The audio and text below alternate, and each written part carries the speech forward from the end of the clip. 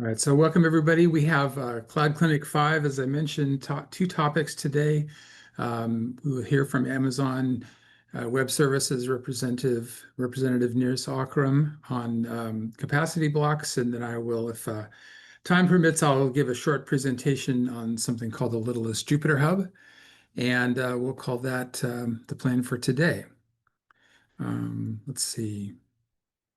Myself, I typically have messy hair, apparently. But this slide is just to mention that I work in Cloud Bank in that organization out of the University of Washington.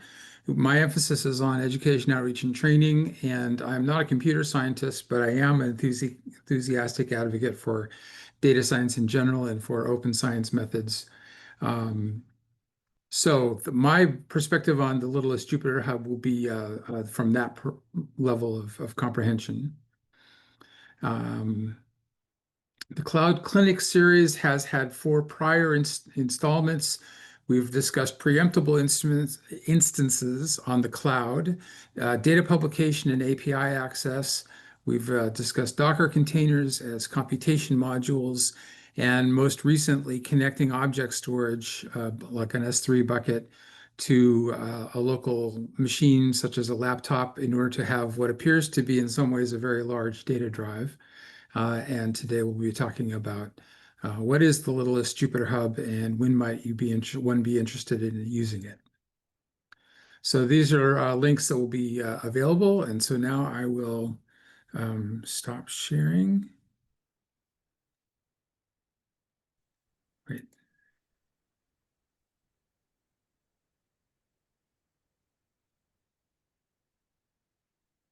Stop share. There we go.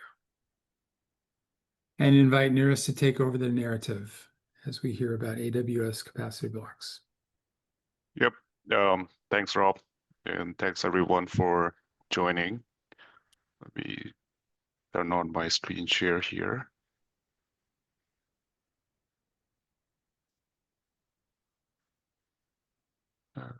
Okay.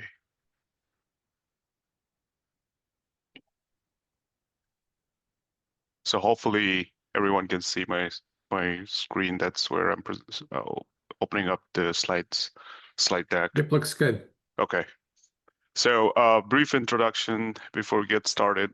My name is Niris Okram. I'm joining in from Dallas, Texas. I'm a senior solutions architect, but I focus on academic research in the higher education sector for AWS. And what that means is I work with researchers across the country to help them innovate and accelerate their research initiative. I've also invited my colleague, Laura. So I'll give her a quick minute or so to introduce herself as well. My name is Laura Boykin-Okalebo. I'm a computational biologist. I'm on the team with Niris, and I've done a lot of genomics and computing remotely. So I will pass over to Niris. Thanks, Laura. All right, so the topic for today is, like Rob mentioned, we're going to take a look at capacity blocks or machine learning. What is it, and what are we trying to address using this feature? So to understand the area where this feature is trying to address, we will first have to understand the computing challenges that most of the researchers are facing today. And the challenge that we see across the board is that the insufficient access to high-end GPUs due to the widespread use of AI and the imbalance in supply and demand for this resource. So the GPU availability has been quite unpredictable, but we have the deadlines to meet, and the deadlines does not wait for capacity to become available. And one of the impact because of this is, researchers are having significant time being wasted here because of the challenges that they are facing with the insufficient resource constraints that they are having right now. And ultimately, this is impacting the most important research or experiments that they're doing, risking to interruptions and delays. So this is the problem statement that the feature is trying to resolve. And before we get in deeper into the capacity blocks, what it is, and it's of course a a pricing model with which you can get guaranteed access to AWS GPUs. But we already have certain pricing models or ways to access computes on AWS that you might already be familiar by now. So we have this very popular on-demand access, which is nothing but customers pay per hour with no commitments. And then there is the EC2 savings plans for computes, where customers commit up to 3 years with a 70% discount in offering from AWS. And this is good for steady and predictable computes that needs long-running research projects. And finally, we have spot instances, which kind of researchers can get 90% discounts by using the AWS spare capacity. But instances can be interrupted with spot instances with 2 minutes notice. So it is ideal for fault-tolerant workloads like large-scale data processing, simulation work, or some machine learning model training activities that customers can run on AWS. But interruptions should be acceptable, or else you should have certain mechanisms like checkpointing enabled in order to really leverage the advantages of using spot instances. So the fourth option that's the topic for the day is the capacity blocks, which we'll get deeper into this feature in the subsequent slides.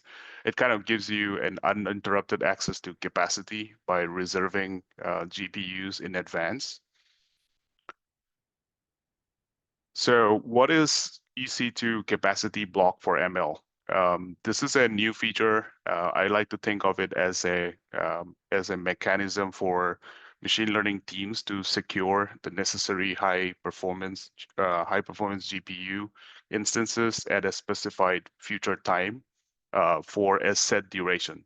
So with this, researchers can plan with confidence, and meet deadlines, optimize costs, because you'll find that most often capacity blocks are much more cheaper than on-demand instances, and then focus on innovation rather than dealing with resource allocation challenges. And when you try to create a capacity block, you will find that you can create a reservation from one EC2 instance all the way to 64 EC2 instances, which kind of gives you 512 GPUs if you consider one instance have 8 GPUs built into it. But in the next slides, we also have instances which just comes with 1 GPUs. If you need only one single GPU and don't want to invest on instance that comes with 8 GPUs out of the box, options are available as well. When you create a reservation, the maximum duration is going to be for 182 days or 6 months. And when you create those reservations, the price is being locked. It's not going to go up or it's not going to go down. And we'll see the billing details in the subsequent slides as well. Just to kind of give you an idea about the available GPUs with capacity blocks, and just to call out, it will keep changing. The offerings, we like to give options to customers, so the options will change. The ones that you see on the screen is as of today in the US East 1 AWS region. So you can see the various GPUs that are available for reservation, starting with the latest Blackwell GPUs from NVIDIA, all the way to the Trainium instance which is our in-house AI accelerator chips that we built. And the instance that I'm talking about, if you don't need these EC2 instances with built-in 8 GPUs, there are options available for just single GPU as well. The P5.4x large, this instance comes with only one H100 GPUs built into it. The link below will take you to a website where you can get all the fine-grained details of the options that's available with Amazon EC2. And if you're not familiar with Amazon EC2, think about it as virtual machines available for renting in the AWS cloud.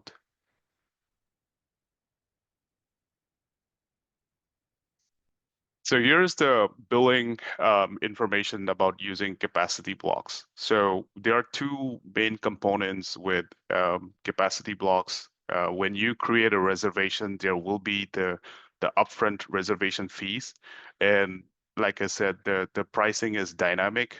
So the EC2 instance, the reservation cost for the GPUs will go up and down based on the supply and the demand, but from what I've seen in the last two schedules that is published on AWS, the price for upfront reservation via capacity blocks is much cheaper than going with on-demand instances. And you can get all the capacity block pricing details in the link below. But I see that it's kind of, cheaper, 20% cheaper compared to on-demand instances. So once you create a reservation, it takes around 5 minutes to 12 hours to, complete the purchase. And when you place a reservation, the state you will be able to see on the AWS console page for EC2 where the reservation is being done. And I'll show you some screenshots at the end. The state will first show up as payment pending. And then once the payment goes through, it will show as scheduled, meaning the reservation has been completed, and it will be available for you at the time window where you have booked the reservation for. The other component is the operating system cost. So the upfront reservation is only for the compute, the GPUs that customers book it for. But then when the customer starts to use the reservation by launching EC2 instances, the servers with specific operating systems, there will be a cost for the operating system as well. For Linux, like Amazon Linux or Ubuntu operating systems, the billing is done per second. For Red Hat Enterprise Linux, the billing is done hourly. So one of the questions that I always get from many of our customers is, I booked a reservation for next month. I can see the reservation fees showing up in this month's AWS bill. But then in the following month, I also get a line item for an EC2 usage. And I don't know what is this EC2 users line items. That is for the operating system usage fees for that the customer has used by launching those reserve GPUs. Now we do provide the reservation IDs in the billing in the AWS bill, so that you can correlate and tie back the expenses to the reservations that was made, to the AWS account. Another important point to note is if a customer have any kind of EC2 savings plans or EC2 reserve instances, those discounts will not apply to capacity blocks. So capacity blocks will not work together with these other discounts if any customer have any of these plans in their AWS account.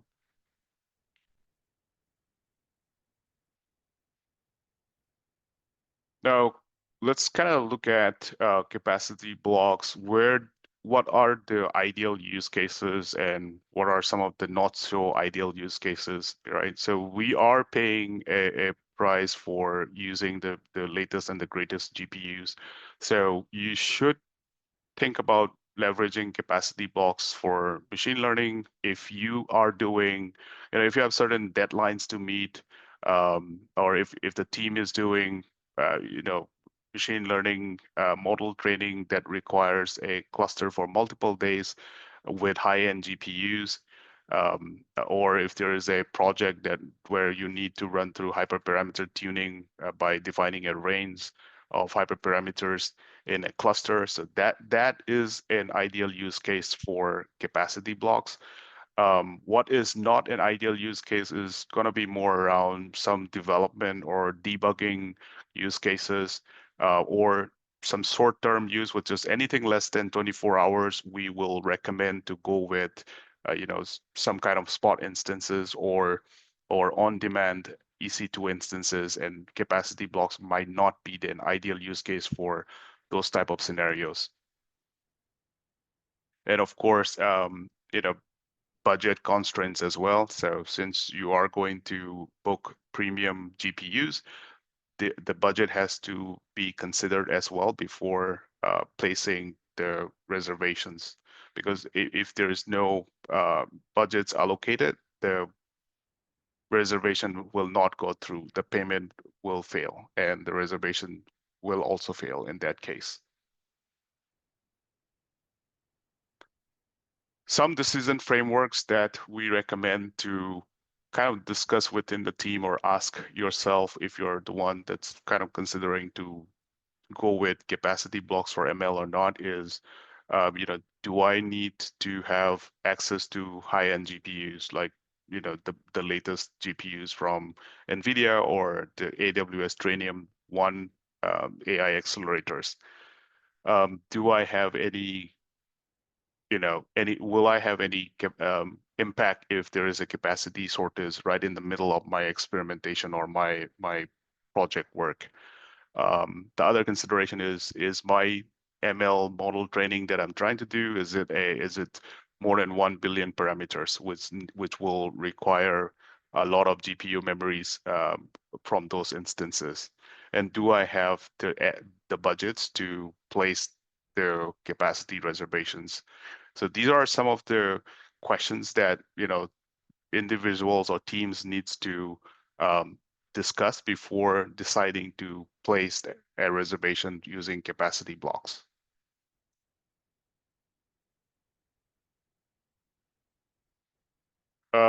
Here is a strategic booking timeline. This is in no way any kind of formal instructions or recommendations, but this is something that I have used with other customers, other researchers in the past, to kind of decide how do we strategically plan the timelines leading up to a reservation use case. So starting with T-8 week, this is the time where you should be estimating how many GPU hours will be required, and based on the GPU hours, you should convert them into how many instances you will be required. Because going back to our previous slides, most of the EC2 instances comes with 8 GPUs.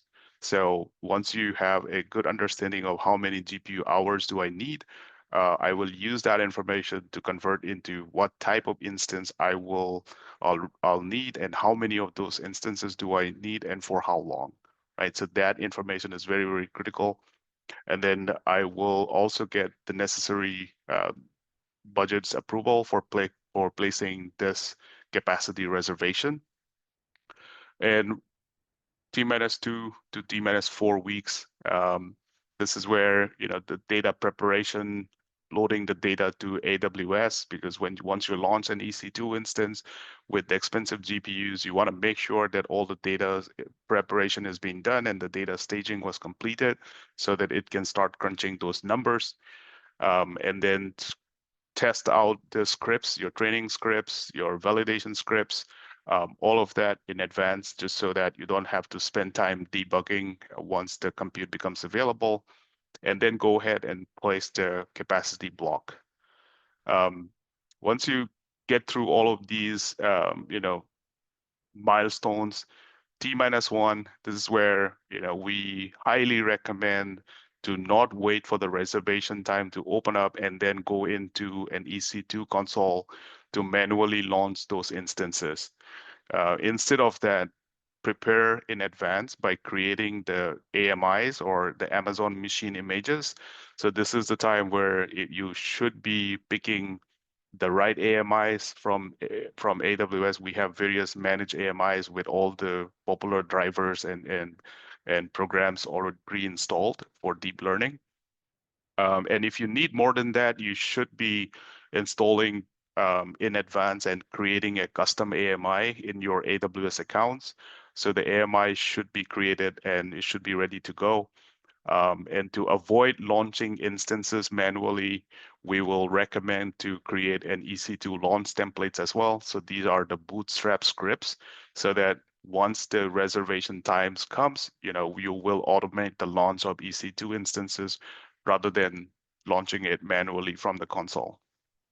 And then very critical piece is the 11:30 a.m. UTC termination. So whatever how much ever days that you booked for on the last day of the reservation, that all the instances will be terminated by 11:30 a.m. UTC.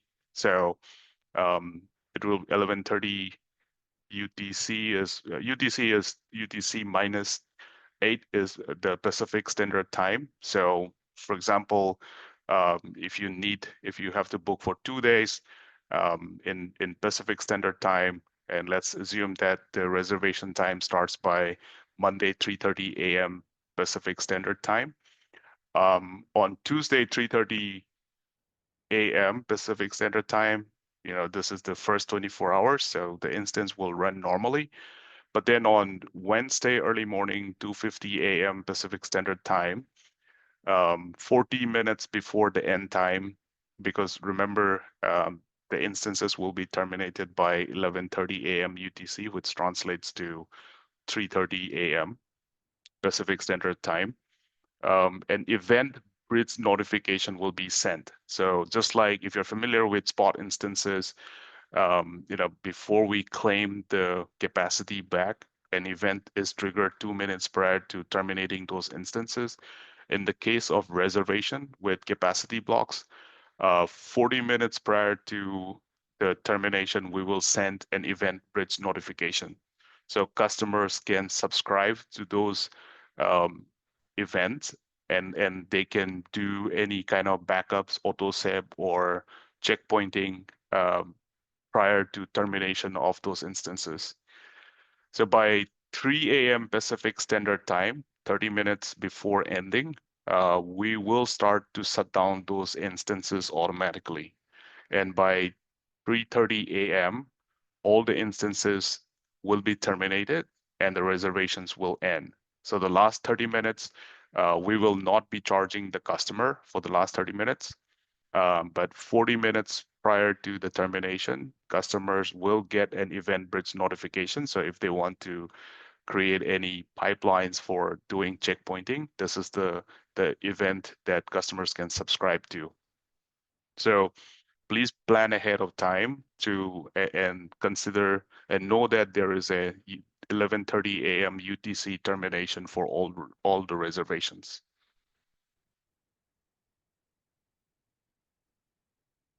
Any questions so far?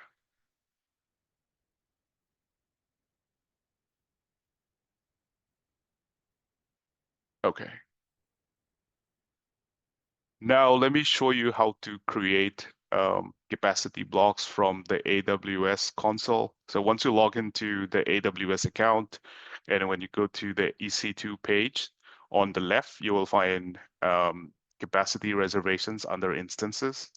And the capacity blocks for ML is available on the right-hand side. So you will select purchase capacity blocks for ML and click get started. And on the next screen, this is where you will select the details of the reservation, what type of instance that you're looking for, what is the platform. This is where the operating systems will be selected, right? If you're going to use Ubuntu or Amazon Linux, you don't stay with Linux or Unix, or if else, you can click on the drop down and select other operating system as well. Then you will specify the total capacity. This is where you will specify the number of instances, and then the duration of the reservation. So if you look into the duration, you can see in the bottom it says it has to be within 1 to 14 days, or 21 days, or 28 days. And after that, it has to be a multiples of 7. So all the way up to 182 days, which is 6 months. So what this means is you cannot book a reservation for 15 days, or you cannot book for 22 days or 29 days. It has to be 1 to 14 or 21 days or 28 days. And thereafter, it has to be multiples of 7. Then you will specify the earliest start date, and then you will click on Find Capacity Block. Once you click on that, it will list all the available capacity blocks to choose from. And one thing that you should make a note is, we spoke about creating AMIs and creating launch templates. They might be constrained to specific availability zones. Availability zones, think about it as a particular data center within an AWS region. So for whatever reason, if the downstream scripts that will be used for launching these EC2 instances are specific to certain availability zones or AZs, then make sure to select the specific AZ that you are targeting. And this is only if your downstream application or your downstream scripts needs to have a consistent AZ. It is not a requirement for the capacity blocks itself. It is only if you have some type of dependencies on a particular availability zone. So make sure your selection is aligned with your requirements. And then when you click next, you will be able to review the before making the purchase, and then you click on create. That's where the reservation will be submitted, and then it will go through the billing process of it will wait for 5 to 12 hours to make sure that the payment goes through. And once the payment is completed, the status will show as scheduled on your EC2 console. And once the window time arrives, you will be able to launch those EC2 instances. So hopefully this helps to understand, what capacity blocks for ML is, and what it is trying to address. What is the billing process related to capacity blocks for ML, and some thought process on using or deciding whether to go with capacity blocks or not, and then also how to set up capacity blocks in your AWS accounts.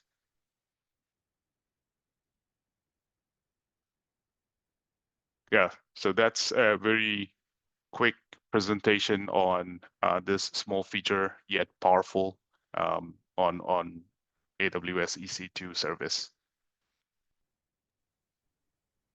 Cool. This is great. So I want to encourage anybody who has questions at this point to either type them into the chat or just hop on the microphone. That should work, and ask Niris. Here's a question coming in. If we developed a video generation model and want some users to test it for a month, what might be the best practice? So first, if it's gonna require GPU instance, with the type of GPU instance that's supported via capacity blocks, and if your model inference cannot sustain interruptions in the middle, I will recommend to go with capacity blocks, because that's one of the use case. If you're looking for a large scale inference for the models that you are building, then capacity blocks is one of the use case for it.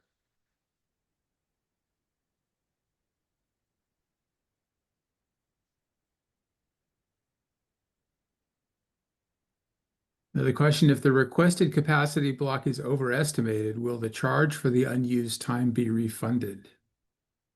So that's one of the thing that I get from a lot of customers. As of now, the reservation is final. Any unused capacity is not refunded, but that's one of the feedbacks that we're getting from a lot of customers, and we are rolling up to the service team to consider for it. But as of now, it is not refunded for the unused time. Okay, and I have a question. If I recall correctly, your slides, the quantization is in days 1, 2, 3, 4, 5, 6, 7, and then 14, 28, and Hmm. by sevens after that. So there's no way that I could get, for example, a cheap like 1 hour reservation so I can practice my AMI launching through the through a launch template. It's basically the cheapest I could go is for 1 day. Is that correct? That is correct. So for AMI testing, it's all going to be the same. You can test it out in a G6 or G5 instance. Um, the launch templates perspective will just be the same. It's nothing to do with GPUs. It's more to do with the EC2. So you can test with an LS40 GPU instance types, or even D4 in GPUs for testing the launch templates. Cool. And then that would translate to using a more powerful Correct. setup. Okay, let's see. I'll probably give some time here in case anybody else wants to jump on with questions. One of the things that we find is that our cloud bank customers, so to speak, will run into quota problems when they're trying to allocate, GPU machines. Is there a way of testing this out and making sure that I have the right kind of quota before my capacity block timer starts running? Um, I mean, I imagine that the way to do that would be to simply try and allocate that virtual machine. But do you have any other like refinements to that thought process? So for capacity blocks for ML, it is a separate quota process. It's not tied into the specific quotas Ah, for the service. So when you place the reservation, it goes through a different quota process.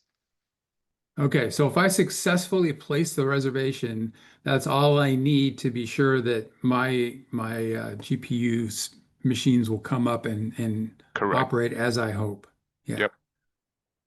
Okay. Good. That's good to have that guardrail in place.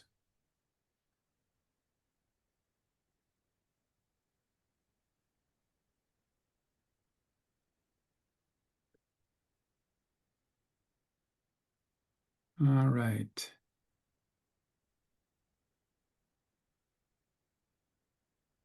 Let's see. Do we have any other questions at at this point? Here's another one. Maybe I misunderstood. You mentioned the termination will start at 11:30 a.m. UTC. Does it apply to any reservation? For example, the reservation ends at 1500 Hmm. UTC tomorrow. Will it still terminate around 11:30? That is that is correct. So if you let's assume that based on your example here, I place a reservation for 1 day, um, you know, uh, today at 1500 UTC. But then tomorrow it will not go past 11:30. The termination process will start by 11 a.m. UTC.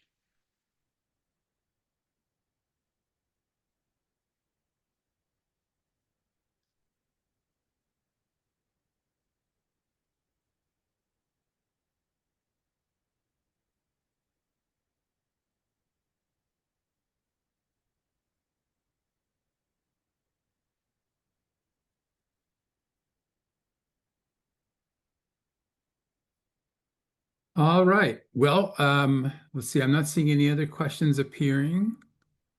So that's a really exciting development that you're talking about here with the capacity blocks being a way to uh, really dig into the GPU horsepower that's available on AWS without fighting the battles that we've been fighting with, like I say, with quota limitations and stuff like that. It just sort of turns into this unfortunate difficult time process, and it's not just unique to AWS too. It's on the other clouds as well. So it's really great to see this opportunity coming in for large scale computing. And so really appreciate Niris you coming in and presenting this stuff. And I want to check in specifically with my CloudBank colleagues if there's anything that you see about this that looks like new and cool or something you might have questions about. So I'm thinking particularly of Shava and Nicole, who are on the call for CloudBank out of UC San Diego. Yeah, thank you, Rob. I just want to mention real briefly that we are in the process of enabling this right now within NAIR accounts. So the process, if you are very interested in using this, is just to send an email to help@cloudbank.org, and we'll enable your account to be able to do the capacity blocks. So yeah, just email us and we can get you started. We're working also on some documentation that will combine with some of the resources that NARIS has provided. And I think we'll try to get this recording as well onto that page so that folks have it.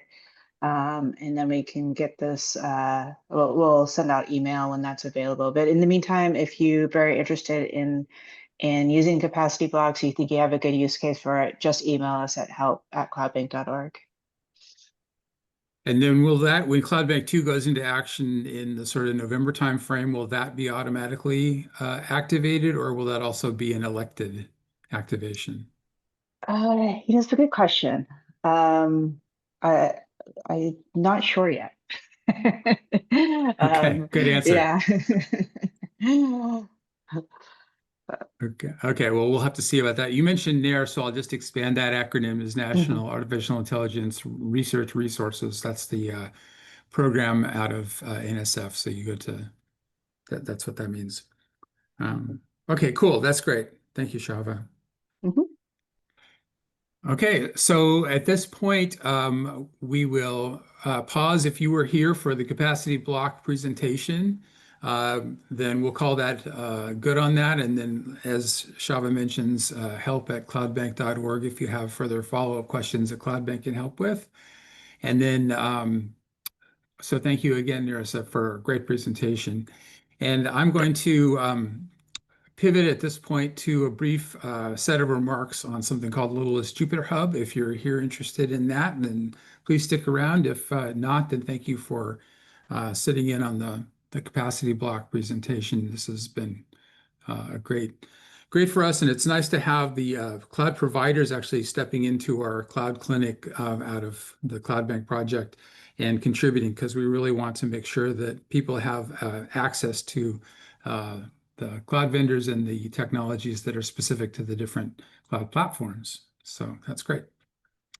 Let me just take a moment to turn on my screen share, and I'll continue on with the Littlest JupterHub.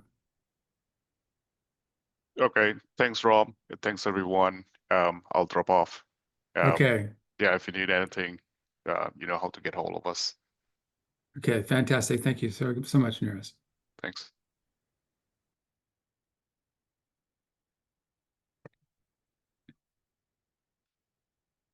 Okay, so my presentation on Littlest JupterHub begins at this point. And let's see, I'll go to slideshow mode. Actually, maybe the first thing I'll do is give an example of a Jupyter Lab server. So hopefully you can see this screen with a server unavailable or unreachable.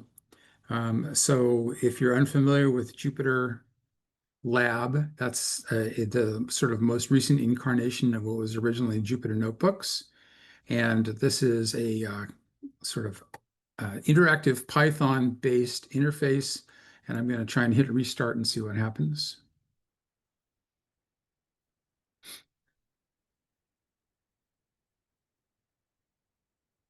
Okay. So what we're talking about here is a Jupyter Notebook, which consists of a series of cells. And if I go up here and highlight a cell and simply hit Shift Enter, then it will start executing the code that's in there. And then we also have the ability to bring in Markdown. So the Jupyter environment is a nice interactive environment for sort of experimenting and developing code And you can also think of it as a means of creating executable paper that includes some nice markdown and LaTeX equations and so forth. But this particular Jupyter Lab server is running over the internet. So I'm showing you what's appearing on my laptop, but it's connected to a server that's on the cloud. This cloud server happens to be running, I think, on AWS. And the idea of the JupterHub is a sort of meta concept where you have a collection of Jupyter Lab servers, and those become available to, let's say, participants in a research project. So we're showing that view. The last thing I'll show here is that there's a file menu at the upper left. And if I select that file menu and go down to the very bottom, it says Hub Control Panel. And so now I am using an option that's built into this particular Jupyter server, and it takes me to a separate page where I have the admin option here. If I click on admin, it takes me to an administrator page, and this allows me to add users to the JupyterHub. So if the JupyterHub is a collection of Jupyter Lab servers, then here is where, as an administrator, I can add new users to the project. And each person will then have their own Jupyter Lab server available to them. And this is all happening using HTTP, which is an insecure protocol, so you're not recommended to use that for a long term. But you can see that there's an IP address following the HTTP, and that's just simply the IP address of a virtual machine on the AWS cloud. And then I have another one over here that happens to be running on Azure. So that's the deal. Let me go back to my slides and present off of my slides then. So we'll go to slideshow. And so the Littlest JupyterHub, the whole point of this presentation is that with minimal Linux skills, which is where I consider myself to reside, we can, as researchers, build in a few minutes to a couple of hours, if you're being thoughtful and careful, a useful Jupyter Lab cloud infrastructure called the JupyterHub for a group of scientists to use. And then the question remains, why is it called Littlest? And that answer is connected to what the typical JupyterHub instantiation is like. So I'll get to that.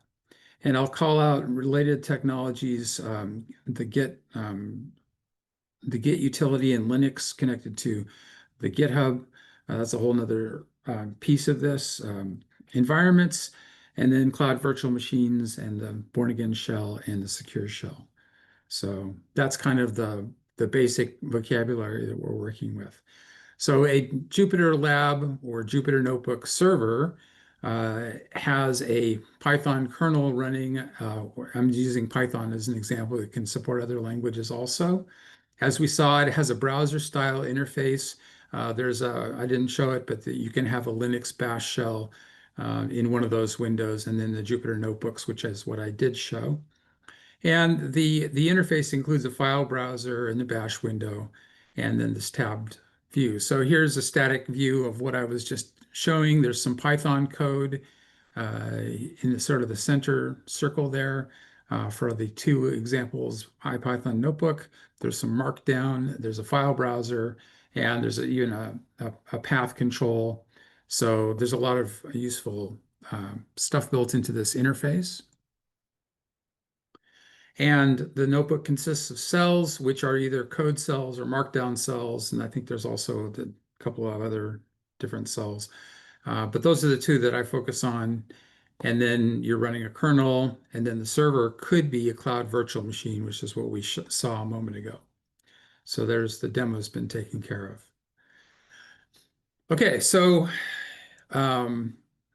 the Littlest JupyterHub is an extension of the idea of a Jupyter server. The hub is a collection of Jupyter servers that can be assigned to users. And the nice idea here is that if you have a unified environment, then you can provide the same resources to all the different users through the configuration process. So the JupyterHub is a meta system that provides end servers to end scientists. And that's the JupyterHub in general. The littlest JupyterHub is a small instantiation of that. So the large full-blown JupyterHub was developed on a cluster of virtual machines, so that it has very huge amount of scalability, up to, in the case of some Berkeley courses that they developed, even thousands of users. So that requires a certain amount of sophistication as an administrator. And then the littlest JupyterHub gets rid of a lot of that administrative overload, administrative load, and just simply restricts us to using a single virtual machine and a really simple kind of setup process, so that we can set those up without being administrators with mad crazy skills. Okay, actually, I should go back up for a moment. Whoops. At the bottom of this page in the sort of tan box is the TLGH. That's the littlest JupyterHub.jupyter.org. That's the website. And I really don't need to belabor anything further because the website is super comprehensive and well done. But I'm going to belabor it for a moment anyway. For example, you can sub-select any of these contexts for installing your JupyterHub, including the 3 major clouds and Jetstream and DigitalOcean. So it gives you specific instructions specific to those different clouds. And the main task in setting it up is actually just establishing which virtual machine you're going to use, and then starting up one of those virtual machines, which, for example, you can do through the Cloud Portal. So you click on one of these based on where you want to set up your littlest JupyterHub, and just follow the instructions, and in no time. How long will it take? If you're, like I say, being really cautious and thorough and sort of exploring and learning the terminology, you could sort of set aside 4 hours and that would be plenty. But you could also, if you're sort of in a hurry to get on to the next thing, you could really set up a littlest JupyterHub in 30 minutes or so. Okay, and so the littlest JupyterHub is down at the bottom here, a simple JupyterHub distribution for a small number of users on a single server. And they've provided some when to use it remarks in that link. As you're going through the installation, they provide these useful notes. For example, don't try and install a littlest JupyterHub inside a Docker container. Here's the prerequisites that you would need in order to sort of feel like you're ready to go and give it a shot and try and install it. But this is once you have the virtual machine in place, you basically log into that virtual machine and run 2 commands, which are, first of all, the sudo apt install for a couple of Python things, and then just the curl command of, sorry, this is a little bit disjointed, but I was mixing and matching screen caps. But these 2 commands will basically set it up. And you can actually even skip these 2 commands if you're following along on a particular cloud instruction page. The littlest JupyterHub instructions for Azure will provide a piece of text that you can paste into the process of spinning up the virtual machine, and that will automatically install the littlest JupyterHub server and have it running for you. So it's incredibly easy. If it's so incredibly easy, then nothing can possibly go wrong.